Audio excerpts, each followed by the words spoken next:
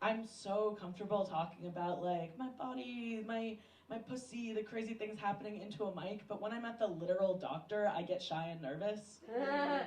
I was at the gynecologist recently, and on the mic, I'm like, yeah, my pussy's a boomer because, given by its current state, it voted for Bush and it doesn't understand transgenderism.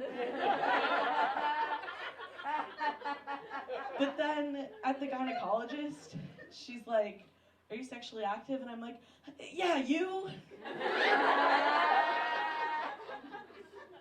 I was there. I was speculum inside of me, and she said, "Oh my God, I also went to Smith and lived in the vegan co-op."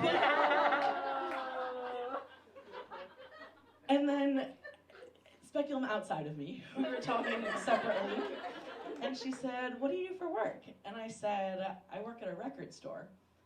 And she said, "Wow, you work at a record store? I'm a doctor.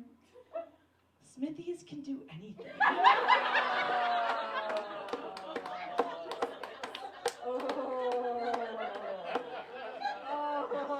And I said, "Smithies can do anything, but will they?" Don't worry though, I took a career aptitude quiz. My top result, crossing guard. My second result, artist. So I should be good. I did, before I had this job at the record store, I worked at a school, and around the same time I started working there, I also started testosterone, just because, male comedians are so much more respected. I thought I would give it a try. And the job was working with 7th graders, and I said, I might be in a position to work with these 7th graders better than almost anyone else because we are going through puberty at the same time. And not to brag or anything, but it is my second time. So I thought I might have some tips and tricks for most of the guys there. And so I kind of picture a conversation between us going like this. I'd be like, "It's so crazy that my voice is getting so much deeper," and they're like, "Yeah, and it's so crazy that I'm getting all this acne," and I'm like, yeah, and my period stopped and the pH of my pussy is noticeably changing, and they're like, "Is that gonna happen to me?" And I'm like, "If you're lucky." When I worked at the school, I got to help out in the sex ed class, which was awesome. I could really see that kids are getting a robust sexual education these days, and it made me think about my own sexual education. I went to Jewish middle school, and I thought we would have learned a thing or two about sex, given that Jews are one of the more sex-forward of the Abrahamic religions. But I remember that illusion totally shattering when I saw the look on my friend's face when I asked her, "So, when you have sex, does one ball go in or two?"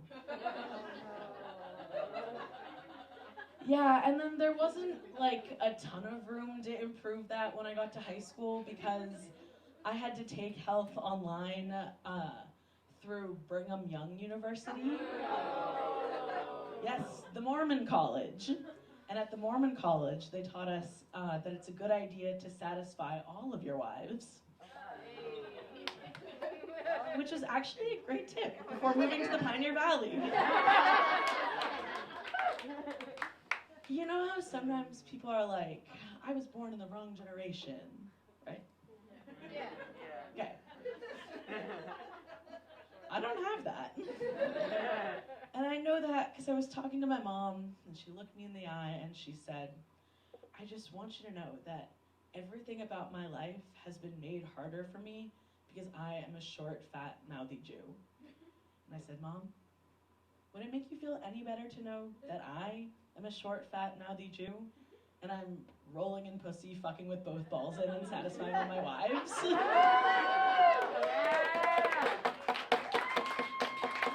Okay, I got one last question for you all, and I'm gonna come down so I can really see your responses. Hi. Can you raise your hand and just like keep it up for me if you own a sex toy that has been like marketed towards women? And keep them up, Mazel Tov, glad you're all coming, awesome. Now, could you put down your hand if that sex toy, or one of, is purple? Look around. All hands are put down. I didn't realize how deep we were in the pocket of big purple dick until I bought my last dick, which was not purple. And that dick I bought from Oh My in Northampton. Something about Oh My in Northampton that I have learned is that Oh My is a mother-daughter owned sex shop. Can you imagine?